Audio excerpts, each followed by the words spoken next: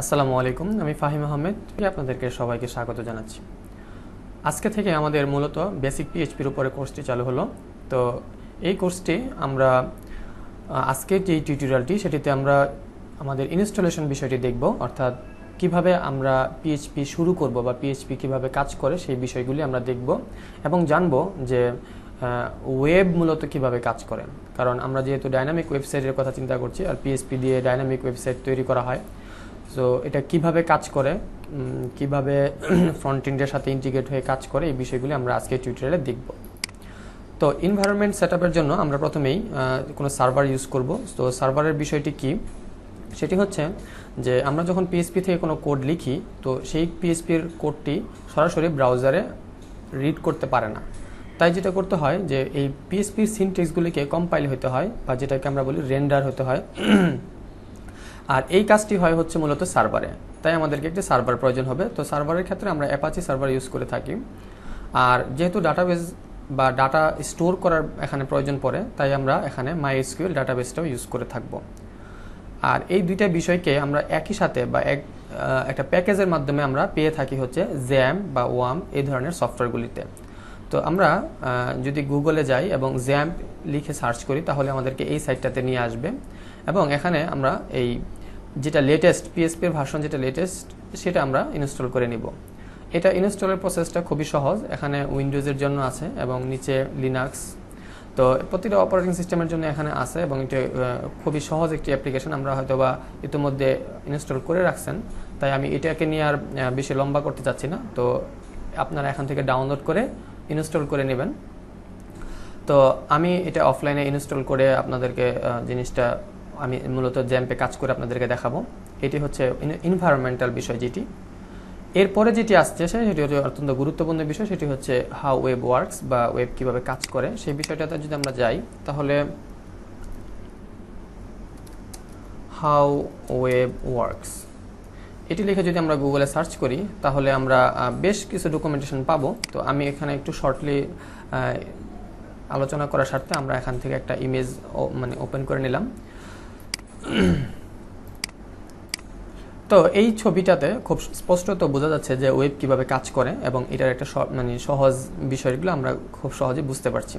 সেটা হচ্ছে আমরা যখন ওয়েবসাইটে কাজ করি কিংবা আমরা আমাদের অ্যাপ্লিকেশন নিয়ে কাজ করি, তখন আমরা আমাদের কম্পিউটার থেকে সাধারণত কোনো ব্রাউজারের থ্রুতে এই ধরনের রিকোয়েস্টগুলি করে থাকি। আপনারা দেখেন ইন্টারনেটের যত কাজই হয় সাধারণত ব্রাউজার দিয়েই আমরা করে থাকি। অ্যাপ দিয়েও হয়, অ্যাপ মূলত আসলে সেই একইভাবে কাজ করে, সিম্পল, এখানে ভিন্ন কোনো প্রসেস না। তো ইউজার বা কম্পিউটার বা ক্লায়েন্ট আমরা যেটাই বলি না কেন, অথবা ব্রাউজার, এখান থেকে প্রথমে রিকোয়েস্টটা যায়, অর্থাৎ আমরা যে ইউআরএলে যাচ্ছি এটা একটা রিকোয়েস্ট। অর্থাৎ এটাকে আমরা অন্যভাবে বলতে পারি রাউট হচ্ছে পথ বা আপনার দিক নির্দেশনা যেটি। তো আমি যদি একটু উদাহরণটা নিই, সেটা হচ্ছে যে আমি আমার লোকেশন থেকে বা আমার বাড়ির পথ থেকে আমি যদি মনে করি আমি মতিঝিলে যাব, তাহলে এই মতিঝিলে যাব এই ইচ্ছা পোষণটাই হচ্ছে আমার রিকোয়েস্ট।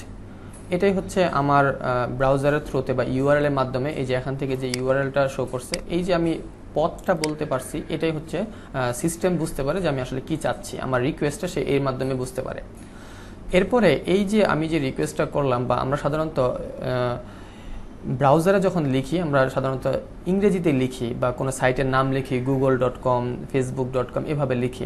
মূলত কম্পিউটার যেহেতু বাইনারিতে বুঝে বা এটাকে আমরা ওয়েবের ভাষায় আইপি বলি, তো আইপিতে যখন সেটি কাজ করে তখন এই বিষয়টা আসলে এইভাবে ইংরেজি লেখাটা বুঝে না। তখন এখানে ডিএনএস এর মাধ্যমে বা এখানে ডোমেন নেম সিস্টেম বা ডোমেন নেম সার্ভিস, এই বিষয়টিতে যেটা হয়, আপনার এই ইংরেজি নামটা বা আমরা যে হিউম্যান রিডেবল যে নামটা, এটাকে কনভার্ট করা হয়ে থাকে।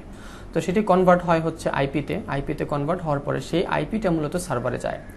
এই সার্ভার থেকে সে বুঝতে পারে যে কার কাছ থেকে রিকোয়েস্টটা আসছে এবং রেসপন্স করার সময় এটাকে কাকে রেসপন্সটা দিতে হবে বা এটার আউটপুট কার কাছে পাঠাইতে হবে। কারণ আপনি যখন রিকোয়েস্ট পাঠাচ্ছেন, এট এ টাইম লাখো লাখো রিকোয়েস্ট যাচ্ছে সার্ভারের কাছে, তখন রেসপন্সটা কোথায় পাঠাবে সেই বিষয়টা একটা গুরুত্বপূর্ণ জায়গা। তো এই আইপির মাধ্যমে সেটি ট্র্যাক করা হয় এবং রিকোয়েস্টটাকে যে আইপিতে পাওয়া যায় সেই একই আইপিতে আবার রেসপন্স করা হয় থাকে। তারপরে সার্ভারে যখন রিকোয়েস্টটা আসে তখন সেটাকে সার্ভার বুঝতে চেষ্টা করে সেটা আসলে কী ধরনের রিকোয়েস্ট। এই কী ধরনের রিকোয়েস্টের বিষয়টা বোঝা যায় হচ্ছে ফাইলের টাইপ দেখে। আমরা যখন কোডিং করব তখন আমরা ফাইলের এক্সটেনশন ইউজ করব .html .css, তারপরে আপনি যদি মিডিয়া ফাইল ইউজ করেন তাহলে .mp3 mp4, এই যে বিষয়গুলি, এইগুলির মাধ্যমে কিন্তু আপনার ফাইলের টাইপটা বোঝা যায় এবং এই ফাইলটা কিসে রান করবে সেই বিষয়টাও বোঝা যায়। যেমন .html হলে সাধারণত ব্রাউজারে ওপেন হয়। তো এই ট্র্যাকিং বা এই ধরনের এক্সটেনশনের মাধ্যমে যখন সার্ভার বুঝতে পারে যে এটি একটি পিএসপি ফাইল, তখন সে যেটি করে সেটা হচ্ছে পিএসপি পড়তে পারে বা পিএসপিকে কম্পাইল করতে পারে, এরকম একটা ইঞ্জিনের কাছে সেটাকে পাঠানো হয়ে থাকে। এই ক্ষেত্রে পিএসপি ইউজ করে জেন ইঞ্জিন, এবং সম্প্রতি মানে ফেসবুক নিজে একটা ইঞ্জিন ডেভেলপ করেছে, সেটা হচ্ছে হিপ হপ ভার্চুয়াল মেশিন। তো এই ধরনের ইঞ্জিনগুলি মূলত কী করে, আপনার এই পিএসপির কোডগুলিকে কম্পাইল করে থাকে। কম্পাইল করার পরে তার যে আউটপুটটা, অর্থাৎ কম্পাইল করার পরে আউটপুট বলতে মানে সিনটেক্সগুলি না, সিনটেক্সগুলি যদি ব্রাউজারে সরাসরি আসে তাহলে সে বুঝতে পারবে না। অর্থাৎ আমরা যে পিএসপি লিখতে যাই বা পিএসপির প্রোগ্রামিংটার যেই সিনটেক্সগুলি আছে সেগুলি সরাসরি ব্রাউজারে আসলে কোনো মিনিং আসবে না। যার কারণে এখানে কম্পাইল হওয়ার পরে শুধুমাত্র রেজাল্টটুক, হ্যাঁ যেই রিকোয়েস্টটা আমরা করলাম সেটার ভিত্তিতে যে রেজাল্ট হওয়ার কথা সেই রেজাল্টটাকে কম্পাইল করার পরে সেটাকে মূলত রিটার্ন করা হয়ে থাকে। এবার সেই পিএসপি কোডটা পড়তে যেয়ে যদি সার্ভার দেখে ওখানে কোনো এসকিউএল সিনটেক্স আছে যেটির সাথে আসলে ডাটাবেজের সাথে কানেক্টেড, তখন সে কোনো না কোনো ডাটাবেজের সাথে কানেক্ট করবে। এবং ডাটাবেজের ক্ষেত্রে আমাদের সার্ভার নেম এবং ইউজার নেম এবং পাসওয়ার্ড এইগুলো আমরা সাধারণত কনফিগার করে থাকি ডাটাবেজের জন্য। তো সেই ডাটাবেজের সাথে এটি কানেক্ট হওয়ার পরে তার কাছ থেকে রেজাল্টটা সেই পিএইচপি কোডে আসবে। সেই পিএইচপি কোডে আসার পরে তার আলটিমেট যে আউটপুটটি সেটা সার্ভারের কাছে আসবে এবং সার্ভার সেই পুনরায় যেই আইপি থেকে তার এই রিকোয়েস্টটা আসছিল সেই রিকোয়েস্টের থ্রুতে আবার রেসপন্স করবে সেই আইপিতে, এবং একইভাবে আপনার এই জিনিসটা এখানে আসবে।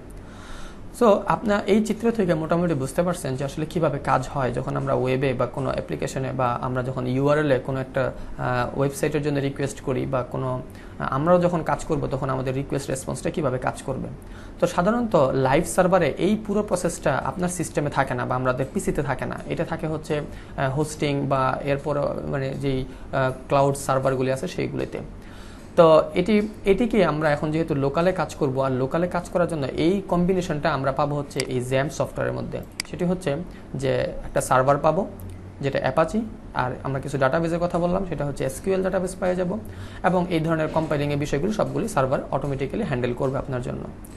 তো আমরা একটু ইন শর্ট বা আমরা অল্প কথা এই বিষয়টাকে ব্যাখ্যা করার চেষ্টা করেছি কিভাবে ওয়েব কাজ করে, এবং আমরা পিএইচপির এনভায়রনমেন্ট বলতে আসলে কি বোঝায় বা এনভায়রনমেন্টের জন্য আমাদের কি দরকার আছে সেটি আমরা এখানে তুলে ধরার চেষ্টা করেছি। তো আমি এটা ডাউনলোড করে রাখলাম বা ডাউনলোড দিয়ে রাখলাম, আমি ইনস্টল করার পরে আমি নেক্সট টিউটোরিয়ালের জন্য ফিরছি। তো আপনারা ওইটা ডাউনলোড করে ইনস্টল করে রাখেন এবং আমার সাথেই থাকুন এবং চ্যানেলটি সাবস্ক্রাইব করে থাকুন, এবং আমরা এই ধরনের টিউটোরিয়াল আরও নিয়ে আসতেছি একের পর এক। তো ভালো থাকবেন, আজকে এই পর্যন্তই, আল্লাহ হাফেজ।